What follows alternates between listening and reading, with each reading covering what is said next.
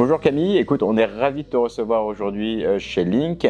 Est-ce que tu peux commencer par te présenter? Bonjour, je m'appelle Camille Ricci, j'ai 21 ans et j'ai 2 écoles actuellement. Je suis en première année de master en marketing digital et en troisième année de licence en art à la Sorbonne. Et donc toi, tu es active sur les réseaux sociaux, tu as démarré quand? Tu peux nous raconter un petit peu ce que tu fais comme contenu? Oui, j'ai commencé à créer il y a pas si longtemps que ça, il y a quelques mois, une chaîne TikTok parlant de mon autisme pour informer les gens sur ce qu'est l'autisme en général.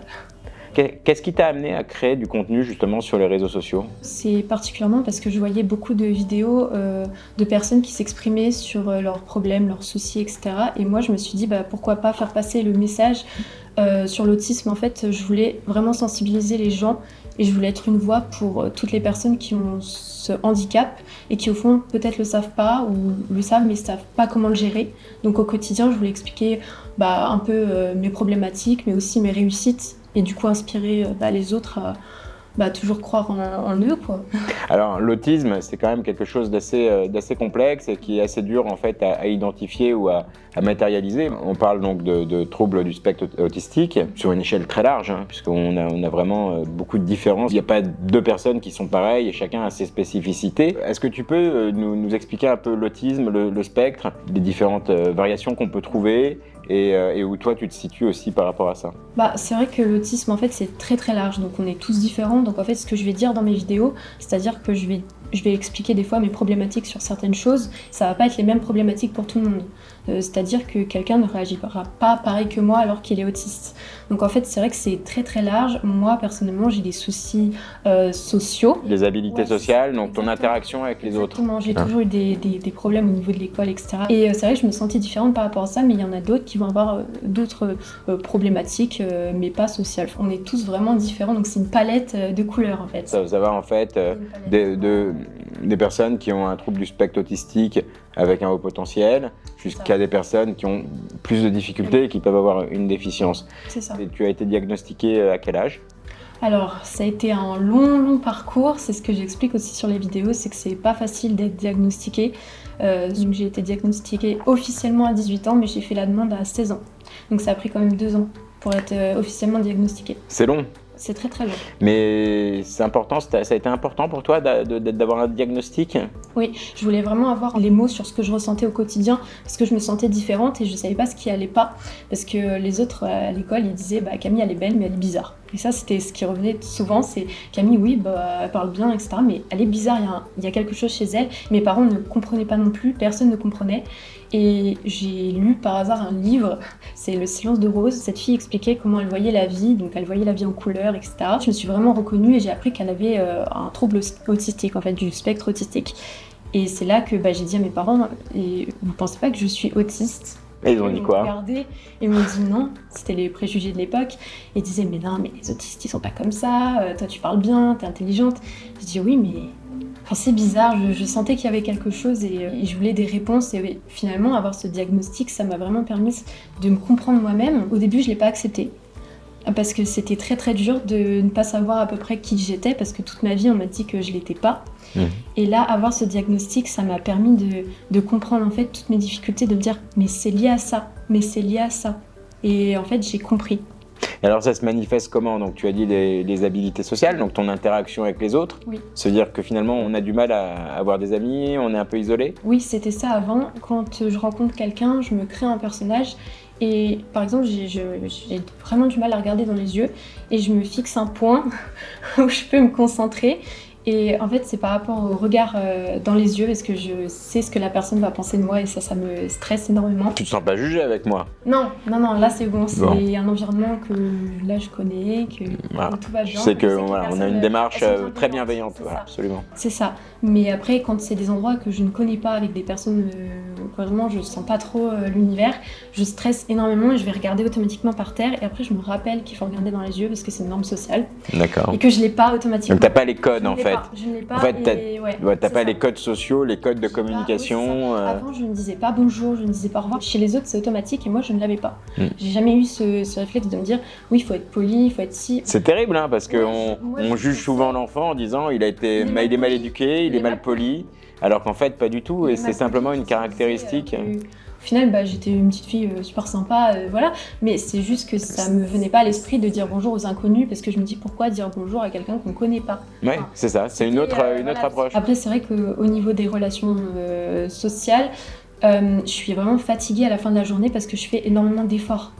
Et si je faisais pas d'efforts, je ferais tout le temps la tête. C'est être dans son univers. J'écoute les personnes, mais ça veut pas forcément dire que je suis pas contente. Je peux être contente, mais je peux ne pas sourire. Ça te demande un effort important, quoi. Et ça me demande un effort important de tout le temps sourire, de tout le temps être sociable avec les autres. Et c'est ce que je fais quand je suis à l'école. J'essaye un minimum pour les autres d'être assez ouverte. Mais quand je rentre chez moi, je suis vraiment fatiguée. C'est une fatigue extrême. Depuis que tu as été diagnostiquée, est-ce que tu as mis en place justement des choses pour essayer de gérer en fait cette différence que tu peux avoir avec la norme, le standard, parce que si on parle de norme en fait. C'est vrai que j'ai pris l'habitude de prendre les mimiques des autres.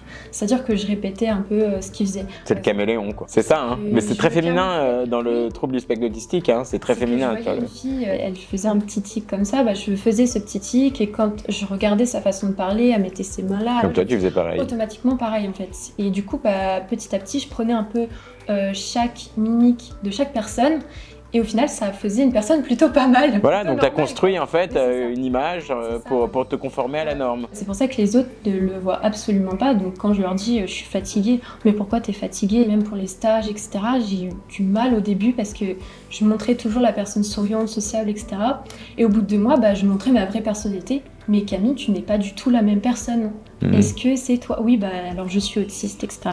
Donc et tu le dirais pas au début, par exemple? Au début, je le disais pas. Il y a trop de préjugés là-dessus? Ouais, c'est ça. C'est qu'ils ne me prenaient pas en entreprise, on ne me prend pas si je dis que je suis autiste. C'est fou parce qu'en fait, c'est pas très inclusif. C'est quand même. C'est pour ça que je le dis pas et que ça passe tout le temps en entretien. Je l'ai réussi parce qu'ils passent tous. Enfin, quand je souris, je suis souriante.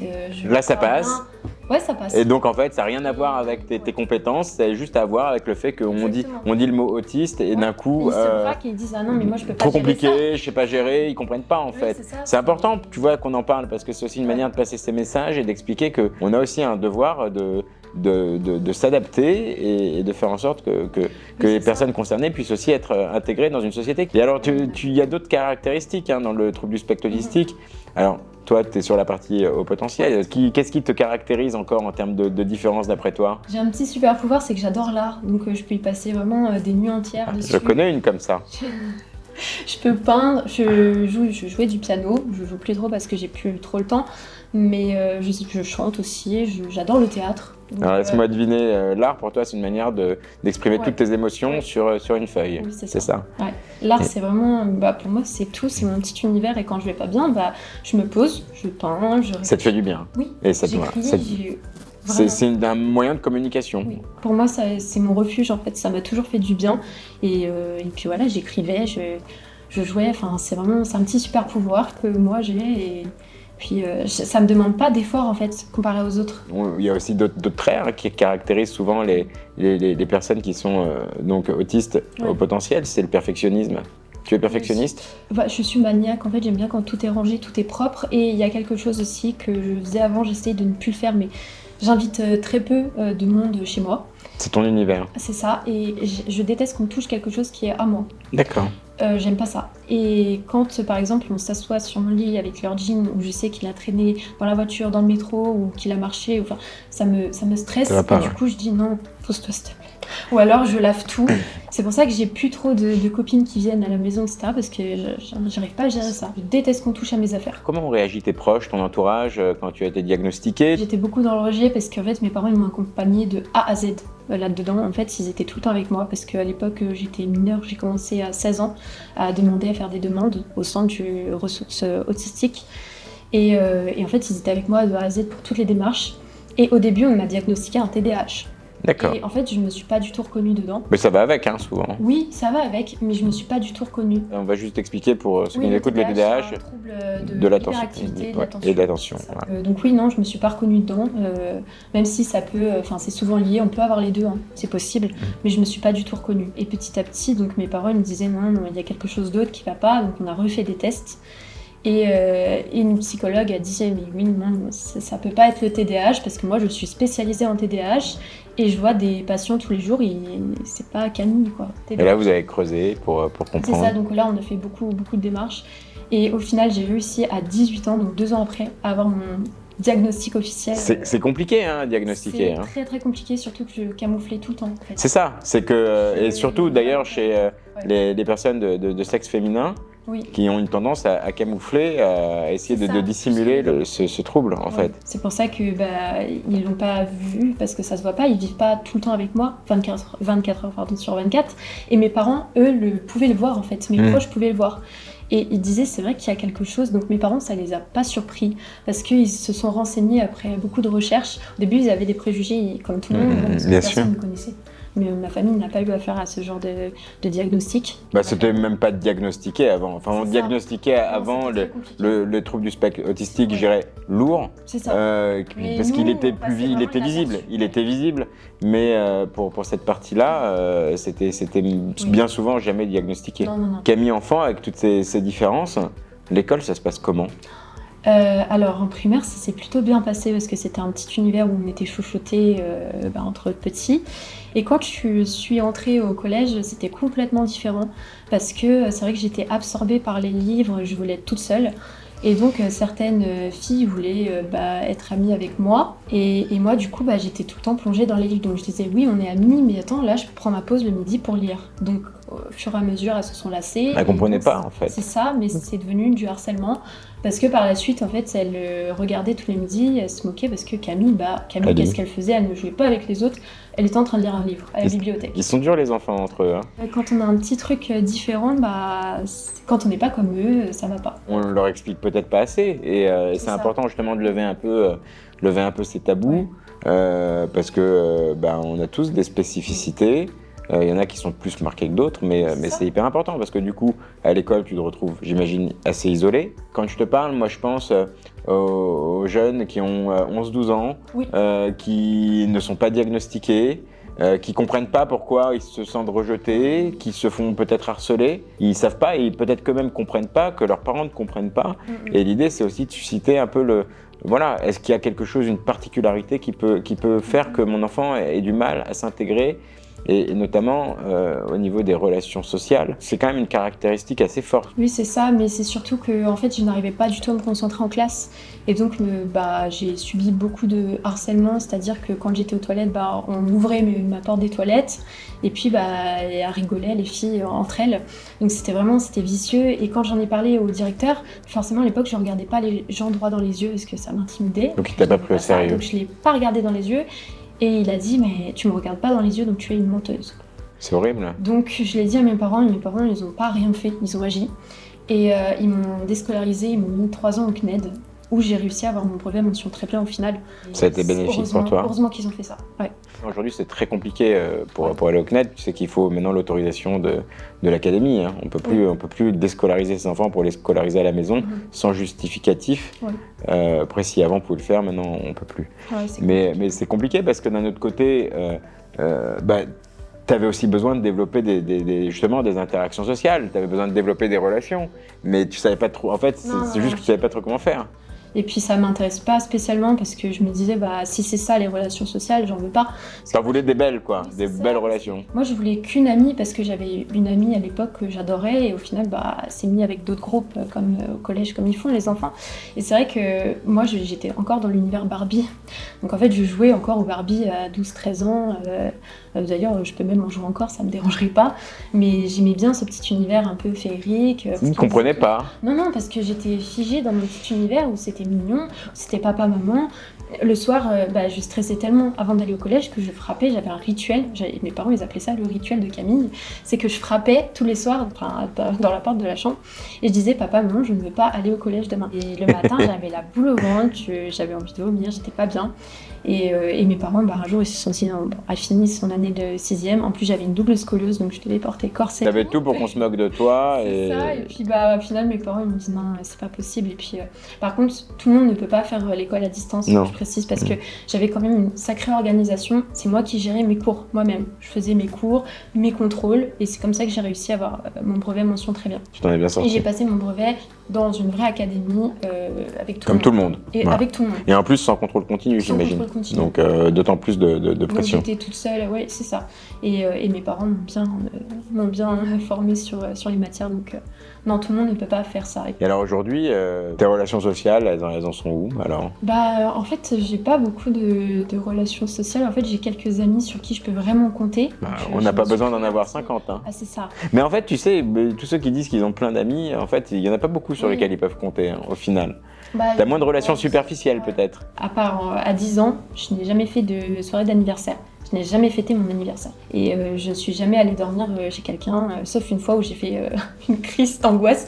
Mais après, non, j'ai jamais... Et ça choque tout le monde quand je dis ça, en fait. Ils me disent, mais comment tu fais? Comment je fais? Tout va bien, moi, je suis chez moi, Franchement, c'est mes meilleures soirées. Et j'ai pas besoin de voir mes vrais amis. C'est-à-dire qu'il y a une amie, je l'ai pas vue, ça fait 3 ans que je l'ai pas vue. On n'a pas besoin de se voir, on s'appelle tous les 3 mois, mais tout va bien. J'ai pas besoin d'avoir énormément d'amis. Aujourd'hui, ça te pose des difficultés, même dans tes études ou dans tes stages, ou ça reste quand même quelque chose que tu arrives à gérer facilement? À l'école, j'ai une amie sur qui je peux compter, mais quand elle est pas là, par contre... C'est un peu compliqué. C'est compliqué, oui. Après, on subit moins de harcèlement, par exemple, quand une fois qu'on est dans les études supérieures. Ça, c'est propre au collège. Hein. Mais c'est une rupture, hein, le collège, parce que la primaire, c'est très bienveillant, c'est très encadré. Le collège, oui. Après, je dirais qu'en études supérieures, non. Parce que moi, j'ai trouvé une bonne école quand même, hein, qui est assez protégée. Mais c'est vrai que moi, en entreprise, oui, j'ai subi quand même... Des moqueries? Du harcèlement moral. Ouais, moral. Parce que je voulais pas prendre la pause déjeuner le midi avec tous les collègues. Quand j'étais en alternance il y a 2 ans, c'était compliqué pour moi parce que je voulais absolument pas manger avec eux le midi. Et ils me disaient, mais Camille, on t'oblige à manger 20 minutes de pause et après les 40. C'est terrible de demander ça. Parce que moi, je déteste faire quelque chose que j'ai pas envie de faire. Oui, non, c'est frustrant. La pause, pour moi, je la voulais... je faisais 8 heures par jour. Moi, je voulais ma pause pour manger et me ressourcer et m'obliger à faire cette pause, c'est terrible, quoi. Et alors, ils comprenaient pas, ils savaient que j'étais autiste. Et alors qu'ils le savaient en plus. Donc, mais tu leur expliquais comment ça fonctionnait un peu dans ta tête? Et ils comprenaient pas? J'ai tout expliqué, ils m'ont dit au début à l'entretien, il n'y a pas de souci Camille, on te prend quand même avec ou sans tes défauts, il n'y a aucun problème. Enfin, les défauts, ils appelaient défauts. Défauts, c'est triste hein, d'appeler ça défaut. Ouais, c'est ça. Après, tes particularités, tes spécificités. Oui, on peut dire, on a tous un caractère, on a tous des choses qui sont différentes. Après, je vais pas trop leur en demander parce que déjà ils m'acceptent comme je suis entre guillemets. Mais c'est vrai qu'à partir du moment où ils m'ont dit mais Camille, pourquoi tu veux pas manger avec nous, ça commence à poser problème. Ils me l'avaient pas précisé au début du contrat qu'ils voulaient que. Non puis ils te posent repas, tu fais ce que tu veux. Si tu veux faire autre chose, tu fais autre chose. Et après regarde-moi dans les yeux, ça repartait. Regarde-moi dans les yeux quand je te parle et puis quand j'étais pas bien oui donc regarde-moi oui c'était. Ouais, c'est malaisant. Ça, c'est dur. Bon, ça fait 2 ans. 2 ans, j'ai encore appris des choses, mais c'est vrai que mes parents, ils m'ont beaucoup briefé dessus. Au collège, mon père, il me disait « Comment tu interagis avec les autres? Montre-moi. » Il ne savait pas que j'étais autiste, mais il voyait que j'avais des difficultés au niveau des relations sociales. Et il me disait « Camille, montre-moi comment tu réagis. Je suis une nouvelle amie, imaginons. Fais-toi des amis. » Ils étaient hyper à fond, quoi. Ils étaient archi impliqués dans ton bien-être. Ils m'ont toujours suivi de A à Z sur tout mon parcours scolaire, mental, tout. Ils m'ont toujours suivi. Mais c'est vrai que quand je leur ai dit, est-ce que je suis autiste? Non, c'est des parents, donc en fait, ils se sont dit, on la connaît quand même. On la connaît. C'est compliqué, hein, en tant que parent Ils voyaient des choses, des bizarreries, mais ils se disaient que c'était normal parce que c'était leur fille. C'était leur fille, voilà. Et puis je pense que tu as peur de ce genre en tant que parent, de ce genre de diagnostic. Tu te dis, elle va pas être bien, elle va pas être heureuse. Tu te sens heureuse? Comment tu te sens, toi? Je me sens super bien. Tu te sens super bien. Finalement, c'est le plus important. Et quand j'ai des réactions, je me dis, ok, c'est l'autisme. Je me bats pour conduire au quotidien parce que j'ai une peur des voitures, je n'aime pas ça. C'est quelque chose que je ne sais pas faire.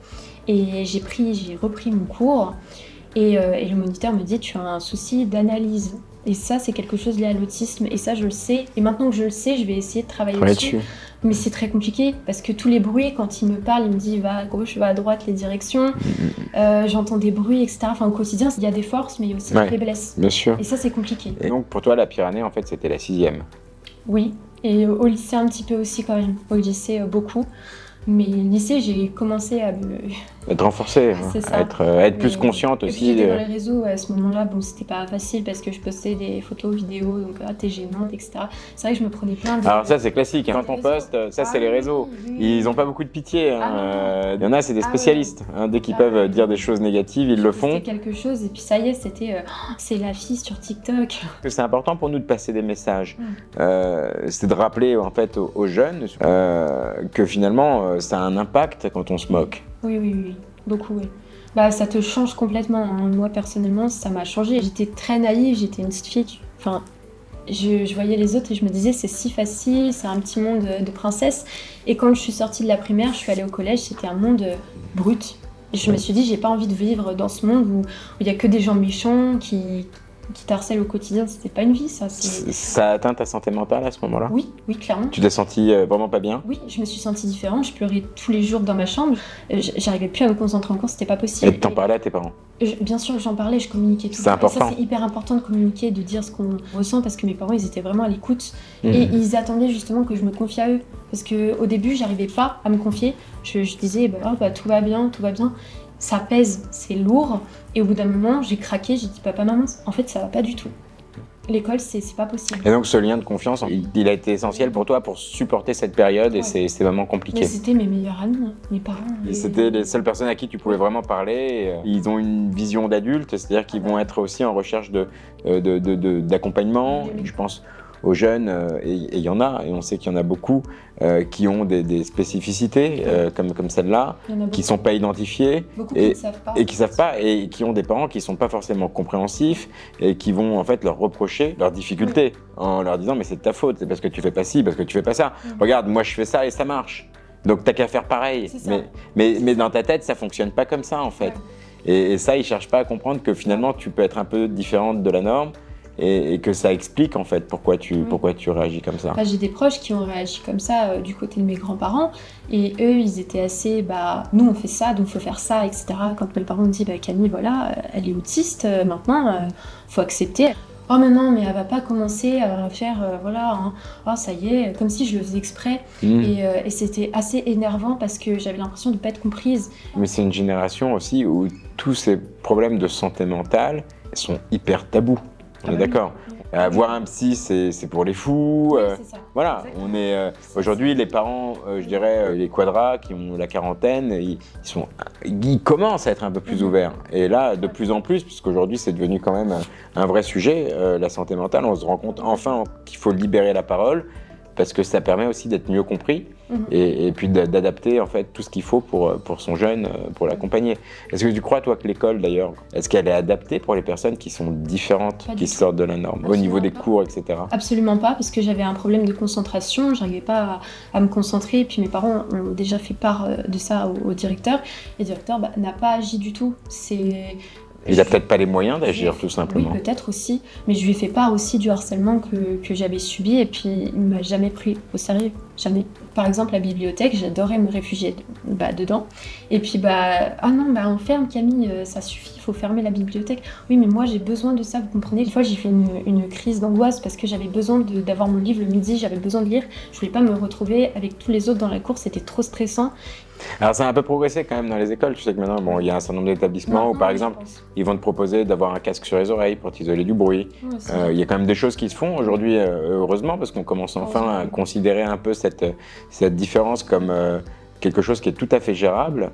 Mais alors moi je me remets 10 ans en arrière, il n'y avait pas de réseau encore. Non. Les réseaux sociaux, ça n'existait pas. Moi j'avais un MP3. Ouais, mais il n'y avait pas de réseaux sociaux, il n'y avait rien. Donc tu as pu éviter... en plus les vagues de cyberharcèlement aujourd'hui, ils ont en plus cette double peine d'être harcelés à l'école et d'avoir la continuité sur les réseaux. D'ailleurs, toi, donc, tu fais beaucoup de contenu sur l'autisme sur les réseaux. J'imagine que ta communauté est bienveillante. Est-ce que tu vois de l'agressivité ou des commentaires qui sont méchants, violents à ton égard? Les méchants, oui. C'est toujours assez compliqué parce que quand c'est quelque chose qui ne leur parle pas forcément. Mais tu leur expliques. Oui, c'est ça, c'est que je leur explique tout le temps en vidéo et j'essaye de faire le maximum de contenu qui explique chaque fait que je ressens. Et c'est vrai que j'ai souvent reçu des messages, mais t'es pas autiste? Donc en fait, ils savent mieux que moi ce que je suis. Alors que j'ai galéré à avoir ce diagnostic. Parce qu'ils connaissent pas en fait. Et non, parce qu'ils connaissent pas et parce que quand on essaie de leur expliquer, il y a des personnes qui se démènent de ma communauté, qui se démènent à expliquer ce qu'est l'autisme, etc. Ils cherchent pas non plus à comprendre et quand j'ai expliqué mon passage à l'entreprise, j'ai eu beaucoup de remarques. Oui, moi perso, si je suis employeur, je ne t'aurais pas prise. C'est vexant. Ouais, et en fait, j'encourageais justement à dire qu'on était autiste. Ça veut dire que les autres qui vont voir son commentaire vont dire « Ah non, moi je vais pas le dire alors que je suis autiste » et ça incite à cacher. Alors que moi, justement, mon contenu, c'est de faire en sorte que les personnes disent ce qu'elles sont, quoi. Parce qu'il n'y a pas de honte. Non, il n'y a pas de honte. Au début, Aucune. j'avais du mal à le dire. Et au final, je me suis dit, mais Camille, t'es autiste, il n'y a rien de mal. Au contraire, c'est une force. Dis que t'es autiste parce que les gens, après, ils vont pas comprendre pourquoi tu réagis comme ça. Ce que t'es, enfin, c'est super important de le dire.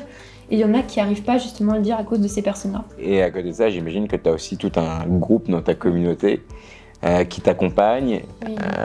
qui te soutient. Qu'est-ce que ça représente pour toi, justement? Ça m'encourage, en fait, je me dis, mais Camille, tu fais pas ça pour rien, parce qu'il y a des personnes aussi qui m'ont envoyé beaucoup de messages personnels et qui m'ont dit, bah moi je suis comme toi, tes vidéos elles m'aident vraiment. Et ça, je me dis, mais c'est incroyable, enfin, je me dis, mais j'en aide vraiment, j'ai 1000 abonnés, mais c'est pas grave. 1000, c'est 1000 personnes quand même. Oui, c'est 1000 personnes. Et- Puis il y a d'autres gens qui voient tes vidéos. Est-ce que tu as des messages de jeunes en particulier qui te disent ah ben moi je pense que je dois être un peu comme toi parce que tu as ça beaucoup? Oui, j'ai eu ça. Ouais. J'ai eu ça parce que les personnes, quand ils regardent mes vidéos, ils se disent est-ce que je s'identifient. coche ces cases? Ouais. Exactement. Tu leur recommandes quoi? D'aller se faire diagnostiquer? Alors, j'ai eu une personne aussi qui m'a mis en commentaire oui, tout le monde dit que je ne le suis pas, mais moi je pense. Alors moi je lui ai répondu que en fait il n'y a que toi-même qui sais qui tu es au final. Pourquoi écouter les personnes alors qu'elles sont pas 24 heures sur 24 avec toi? Qu'elles sont pas dans ta tête. C'est ça. Et en fait, il n'y a que toi qui peux ressentir ça. Alors, oui, évidemment, se faire diagnostiquer, parce que sans diagnostic, bah, on n'a rien, malheureusement. C'est comme ça que ça fonctionne. Mais après, c'est long, mais ça en vaut vraiment le coup. C'est ce que je leur dis tout le temps, c'est ce que je répète en vidéo, c'est que le diagnostic est super important. On peut pas, par exemple, se dire « je suis peut-être ». Finalement, on En fait, comprend ça- plus, ouais, on c'est comprend ça, pas comprend pourquoi plus qui on est. Voilà, on a besoin de Et savoir qui on est pour ouais, c'est ça. avancer en On se dit fait. des fois, mais je suis juste bizarre. Bah, tu es sûrement, mais fais les démarches et puis va jusqu'au bout pour savoir qui tu es, parce que c'est super important. À ton avis, du fait de tes spécificités, est-ce qu'il y a des choses vraiment que tu n'arrives pas à faire dans tes interactions sociales, sortir en boîte avec des amis, faire des trucs, tu vois, que font beaucoup de jeunes finalement? Non, ça jamais, je suis jamais allée en boîte, je suis jamais sortie, même prendre un café ou autre avec des amis ou non. En fait, pour moi, c'est pas un plaisir en fait. Pour moi, le plaisir, c'est de prendre son chocolat chaud chez soi, quoi. Avec mes parents, si, on sort ou mes proches en fait. Et alors l'art d'ailleurs, parce que c'est hyper important, tu sais que l'art c'est une vraie thérapie hein, pour beaucoup de monde. Tu le pratiques, mais est-ce que tu le regardes? C'est dans la pratique, mais après, je suis un petit peu obligée, entre guillemets, d'observer parce que je suis quand même en cursus d'art à distance, donc je suis quand même obligée de sortir un petit peu. J'ai déjà fait des expositions, des musées. Après, honnêtement, oui, je préfère le faire moi-même. C'est dur pour toi l'art contraint, non? Quand tu es dans un cursus d'études d'art Oui. et que tu dois produire des contenus dont tout est défini. Oui. Comment tu ressens ça? Souvent, l'artiste, il a besoin de toute sa liberté. Des fois, je ne respecte pas forcément ces contraintes et je me mets moi-même des contraintes. C'est-à-dire que je peux peindre quelque chose et après, je me rends compte que ça va pas forcément aller avec la consigne. Mais j'argumente, en fait. C'est ça mon petit truc, c'est que j'argumente toutes mes productions. C'est-à-dire que je mets une note d'intention à chaque fois. Et à chaque fois que je fais quelque chose, je dis pourquoi du comment. D'accord. Et après, bon, des fois ça marche, d'autres fois ça marche pas. Mais c'est vrai que ces contraintes qu'on me met, j'ai du mal souvent à les respecter. Mais après, j'essaye. Alors qu'est-ce qu'on dit aujourd'hui aux parents qui se questionnent sur les comportements de leur enfant? Qu'est-ce que tu as envie d'envoyer comme message? Moi, je dirais qu'en fait, le plus important, c'est d'écouter son enfant, pas écouter les autres. Par exemple, ton fils, il est un peu bizarre. Si l'enfant est comme ça ou quoi, c'est pas de leur faute du tout. Mes parents, ils y sont pour rien. En fait, je dirais que le plus important, c'est d'écouter son enfant. Et si il remarque quelque chose, oui, surtout qu'il se tourne vers un spécialiste. Moi, personnellement, j'ai fait psychiatre TDAH, parce qu'au début, je pensais que j'avais un TDAH. Et psy spécialisé en l'autisme. Donc ça, c'est très rare. Hein. Il n'y en a pas beaucoup. Hein. Ah, c'est dur. À Paris, ça va, hein, mais quand on est un peu reculé C'est dans les compliqué. campagnes, c'est plus compliqué. Oui, j'habite en campagne à la base, donc oui, c'est Donc un peu c'était un peu compliqué. Et sinon, aller au centre ressources autistiques, où là, ils pourront faire une analyse détaillée. C'est très long et c'est des journées très très éprouvantes. Moi, j'ai fait sur 2 jours entiers, où ils me posaient des questions, où j'analysais des détails, des choses. Donc forcément, L'effort est intense. Donc ça, c'est pour les parents, donc être à l'écoute, surtout. aller chercher, creuser en fait, et se documenter. Surtout pas forcer, si l'enfant veut être comme tout le monde et qu'il n'a pas forcément envie d'être diagnostiqué, pas forcer, mais ça viendra sûrement après. Donc c'est-à-dire que les parents, ils ne doivent pas dire bah, tu es ci, tu es ça, c'est pas la peine. Toi, c'est ton cas, c'est que tu as attendu quand même un certain temps Moi, j'ai avant attendu et j'avais pas forcément envie d'être diagnostiquée au collège parce que alors là, je me serais mis beaucoup plus de barrières. C'est-à-dire que je me forçais à faire des choses, je ne savais pas que j'étais autiste. Et après, en grandissant, je me suis dit, c'est quand même bizarre que j'ai eu du mal à faire toutes ces choses. Et c'est là, c'est venu de moi-même. Il faut que ça vienne de l'enfant, parce que si le parent commence à dire bah tu es ci, tu es ça, il va se dire l'enfant ok donc c'est le. Donc j'ai un problème, oui, voilà. Donc j'ai un problème. Il y a un âge quoi en fait pour. Bah ça dépend quand l'enfant il a vraiment besoin quand il y a besoin d'accompagnement, voilà, là il faut diagnostiquer. Ouais. Moi je suis majeure mais mes parents ils m'aident au quotidien, donc vraiment pas laisser tomber l'enfant, c'est un peu bête à dire mais pas laisser tomber son enfant parce que s'il a besoin, surtout quand on est autiste, les parents savent qu'on a un syndrome et que du coup bah, on a besoin d'aide quand même à certains moments. Voilà, c'est pas parce que je suis majeure que je n'ai plus besoin d'aide. Les autres, qu'est-ce qu'on leur dit? La bienveillance? Oui, surtout accepter les autres. Je sais que ce n'est pas facile non plus parce que je me mets à leur place aussi, que ce n'est pas facile à accepter les différences parce que quand on voit quelqu'un de différent, on a tendance à être repoussé par cette différence. Mais je sais que ça va être facile à dire, mais il faut accepter cette différence parce que c'est ça qui va faire aussi, qui va vous faire évoluer. Parce que cette différence, ça peut apporter aussi aux autres.